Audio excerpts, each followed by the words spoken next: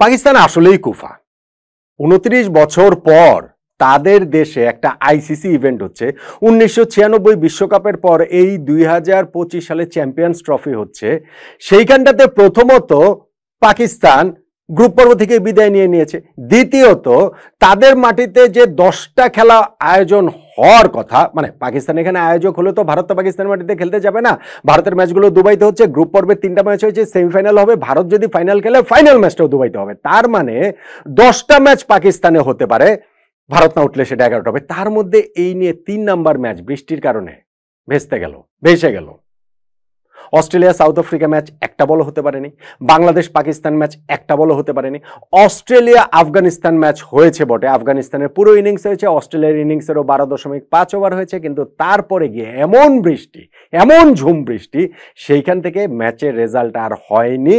Match পরিত্যক্ত ঘোষণা করা হয়েছে, যেখানে অস্ট্রেলিয়াও 1 পয়েন্ট পেয়েছে, আফগানিস্তানও 1 পয়েন্ট পেয়েছে। আয়োজক হিসাবে পাকিস্তানের জন্য এটা মোটেই সুখবর না। তাদের টিমের পারফরমেন্সে যাচ্ছে তাই অবস্থা, তার উপরে বৃষ্টির এরকম পারফরমেন্স। এই ম্যাচে 1 পয়েন্ট পাওয়ার মাধ্যমে অস্ট্রেলিয়া কিন্তু আরো একটা আইসিসি ইভেন্টের সেমিফাইনাল তারা কনফার্ম করে ফেললো। উঠে গেল তারা 4 পয়েন্ট নিয়ে সেমিফাইনালে। অস্ট্রেলিয়া নিজেদের একটা ম্যাচ তারা জিতেছে ইংল্যান্ডের বিপক্ষে, বাকি 2টা ম্যাচই কিন্তু বৃষ্টির কারণে 1 পয়েন্ট করে পেয়ে গেল। ফলে এই 4 পয়েন্ট নিয়ে অস্ট্রেলিয়ার সেমিফাইনালটা কনফার্ম হয়ে গেল। আর আফগানিস্তান ব্যাড লাকই বলবো, আসলেই ব্যাড লাক।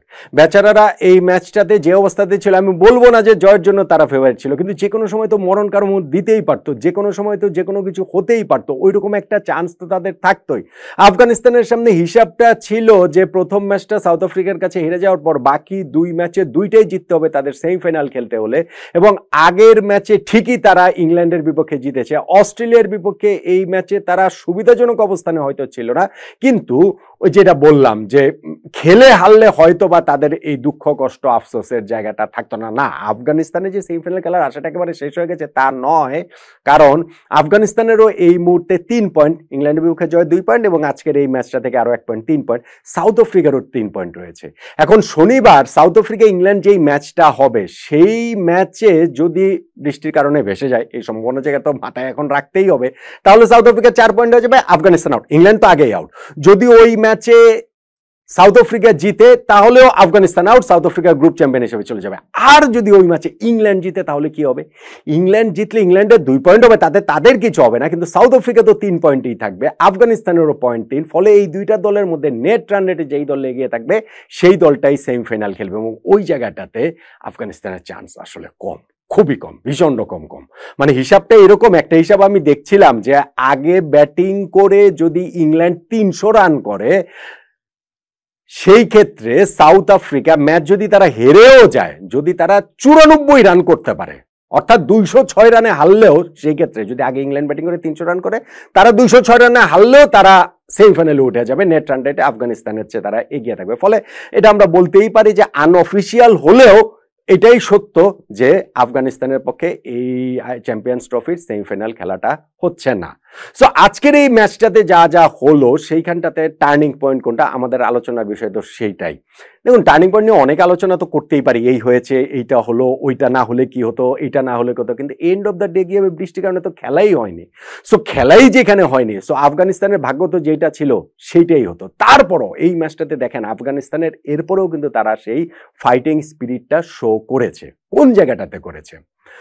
হ্যাঁ, 273 রান তারা করেছে, যেইটা পার স্কোর থেকে অন্ততপক্ষে 30 রান কম, প্রবাবলি 50 রান কম। ফলে ওই জায়গাটাতে তারা পিছিয়ে ছিল, এবং অস্ট্রেলিয়া এটা জবাব দিতে নেমে তারা জবাব দিয়েছে অস্ট্রেলিয়ানের মতোই। প্রথম 10 ওভারের পাওয়ার প্লেতেই তারা 1 উইকেটে 90 রান তুলে ফেলে। খেলা যখন বন্ধ হয় 12.5 ওভারে তাদের ওই 1 উইকেটে 109 রান। কিন্তু আফগানিস্তান সুযোগ ক্রিয়েট করেছিল। তারা যেমন 4th ওভারে ফার্স্ট বলে ট্রাভিস হেডের ওই ক্যাচটা মিডনে কিভাবে যে ফেললেন রাশিদ খান, এটা আসলে তিনিই জানেন। নিজের একেবারে মানে চুল ছেঁড়ার মতো তার অবস্থা হবে। ট্রাভিসের ওই সময় 6 রানে ছিলেন, এবং যখন বৃষ্টির কারণে খেলা ভেস্তে গেল তখন ট্রাভিসের 39 বলে তিনি হচ্ছে গিয়ে 60 রানে, 40 বলে 59 রানে তিনি অপরাজিত। আর ঠিক তারপরের বলে 5th ওভারের ফার্স্ট বলে ম্যাথু শটের ক্যাচটাও স্কোয়ার লেগের বাউন্ডারিতে, আর ওইখানে সহজ একটা ক্যাচ খারটির কাছে গিয়েছিল, সেই বদলি ফিল্ডার তিনিও ক্যাচটা ফেলে দিয়েছেন, যদিও 1 বল পরেই ম্যাথু শট আউট হয়ে গেছেন। করেছেন, কিন্তু তারপরে গিয়ে স্টিভেন স্মিথ নেমেছেন, ট্রাভিস হেডের সঙ্গে তার ওই অবিচ্ছিন্ন পার্টনারশিপ, তার ওই অ্যাটাকিং ক্রিকেটই খেলেছেন। ফলে যখন খেলাটা বন্ধ হয়ে গেছে, অন্ততপক্ষে 20 ওভার হতে হবে এই টুর্নামেন্টের গ্রুপ পর্বের বাইলজ অনুযায়ী, যে ম্যাচের রেজাল্ট হওয়ার জন্য, যেহেতু 20 ওভার হয়নি, 12.5 ওভারই মাত্র খেলা হয়েছে, ফলে এই ম্যাচটা পরিত্যক্তই হয়ে গিয়েছে। এই জায়গাটা থেকে আসলে তাই স্লপি ফিল্ডিং ছিল, আফগানিস্তান 2টা ক্যাচ ফেলেছে, বেশ কিছু তারা রানও লিক করেছে, বাজে বোলিংও করেছে। এইটা প্রবাবলি এক্সাইটমেন্টটা তাদের ভিতরে একটু বেশি কাজ করছিল, সেমিফাইনালে খেলতেই হবে ওই জায়গাটা থেকেই তাদের অতগুলা মিস্টেক হয়েছিল। ব্যাটিংয়েও কি সেটা হয়নি? আমরা জানি যে আফগানিস্তানের ব্যাটিংটা অনেক বেশি তাদের দুই ওপেনারের উপরে নির্ভরশীল, রামানুল্লাহ গুরবাজ এবং ইব্রাহিম জাদরান। এবং ইব্রাহিম জাদরান আগের ম্যাচটাতেই তো 177 রানের একটা অবিশ্বাস্য ইনিংস খেলেছেন, চ্যাম্পিয়ন্স ট্রফির হিস্ট্রিতে বেস্ট ইনিংস খেলেছেন। রামানুল্লাহ গুরবাজের টুর্নামেন্টটা কিন্তু ভালো কাটলো না, এই ম্যাচটাতেও তিনি ফার্স্ট ওভারে আউট হয়েছেন, কিন্তু সেই ধাক্কা সামলে নিয়ে আফগানিস্তান 10 ওভার শেষে 1 উইকেটে তারা 54 রানে পৌঁছে গিয়েছিল।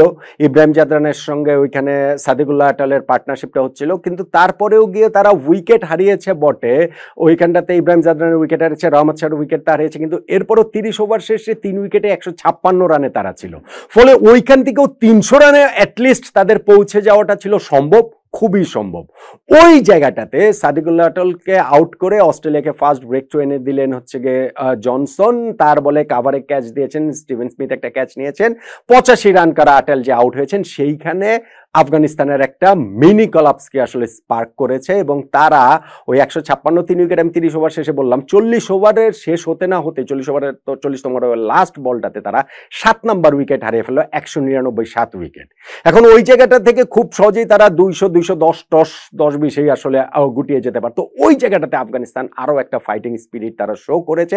শেষ 10 ওভারে তারা 74 রান তুলেছে, আজমতুল্লাহ ওমর যে 63 বলে 67 রানের একটা ফ্যান্টাস্টিক নক খেলেছেন, যেইটার মাধ্যমে আফগানিস্তান লড়াইয়ের একটা পুঁজি পেয়েছিল বলে সেটা মনে হয়েছে। কিন্তু শেষ পর্যন্ত গিয়ে তাদের ফিল্ডিং তাদের ডুবিয়েছে। রশিদ খানকে ওই পর্যন্ত 13 নম্বর ওভার পর্যন্ত বোলিংয়ে আনা হলো না, রশিদ খান পরেই বোলিংয়ে আসেন, কিন্তু এরকম একটা ম্যাচে বিশেষ পরিস্থিতিতে তাকে কি আগে বোলিংয়ে আনা যেত কিনা এটা একটা প্রশ্নের বিষয়, কিন্তু সেটা আনলেই বা কি হতো? বৃষ্টি তো আর তারা কন্ট্রোল করতে পারতো না, তারা হয়তো ক্যাচগুলো ধরতে পারতো, তারা হয়তো বেটার ব্যাটিং করতে পারতো, তারা হয়তো স্কোরটাকে 320-এ নিয়ে যেতে পারতো, তারা হয়তো অস্ট্রেলিয়ার এই 12.5 ওভারে 1 উইকেটে তারা 109 করেছে, তারা 5 উইকেটে 59 রানে পরিণত করে দিতে পারতো। The end of the day কি বৃষ্টির উপরে তো তাদের কোনো হাত নেই, ওই বৃষ্টির কারণেই কিন্তু ম্যাচটা ভেস্তে গেছে এবং ওইখানটাতে আফগানিস্তান একটু বেকায়দায় ছিল, কিন্তু তারপরেও তাদের আফসোসটা নিঃসন্দেহে বেশি থাকবে তার, এবং সেটা সত্ত্বেও আফগানিস্তান কিন্তু ক্রিকেট বিশ্বের সেই সমীহ আদায় করে নিয়েই টুর্নামেন্ট থেকে মাথা উঁচু করেই তারা বিদায় নিচ্ছে। বিদায় নেওয়াটা যেটা এখন তাদের পক্ষে আসলে কেবলই সময়ের ব্যাপার বলেই মনে হচ্ছে, যেটা আমি আপনাদেরকে শুরুতেই বললাম। ম্যাচের টার্নিং পয়েন্টে কি তাহলে অন্য কোনো কিছু খুঁজে বের করা যাবে? ধরেন হচ্ছে গিয়ে ওইখানটাতে তারা যে 156 3 উইকেট 30 ওভার, সেখানে 40 ওভার আসতে আসতে 199 7 উইকেট হয়ে গেল, ওই জায়গাটাকে ওই 10টা ওভারকে বলা যাবে? কিংবা আফগানিস্তান যে তাদের ফিল্ডিং এ 2-2টা ক্যাচ ফেললো, স্পেশালি ট্রাভিস হেডের ক্যাচটা খুবই কস্টলি হয়ে গিয়েছে, আর অনেক কস্টলি হতে পারতো যদি খেলাটা চলতো, ওইটাকে কি বলা যাবে? এন্ড অফ দ্য ডে এগুলো কোনো কিছু ম্যাটার করে না ভাই। বৃষ্টির কারণে যেহেতু ম্যাচটা ভেস্তে গিয়েছে, আফগানিস্তান যেহেতু ওই চান্সটাই আসলে পায় নাই, অস্ট্রেলিয়াকে একটা মরণ কামড় দেওয়ার সুযোগটাই তারা পায় নাই, আমার কাছে তাই আফগানিস্তানের এই মাথা উঁচু করা বিদায়, প্রায় বিদায়, আসলে বিদায়ী কাগজে কলমে হিসাব বাদ দিলে, এবং অস্ট্রেলিয়ার সেমিফাইনাল নিশ্চিত করা ম্যাচের টার্নিং পয়েন্ট বৃষ্টি। আর কি বলবেন আপনি?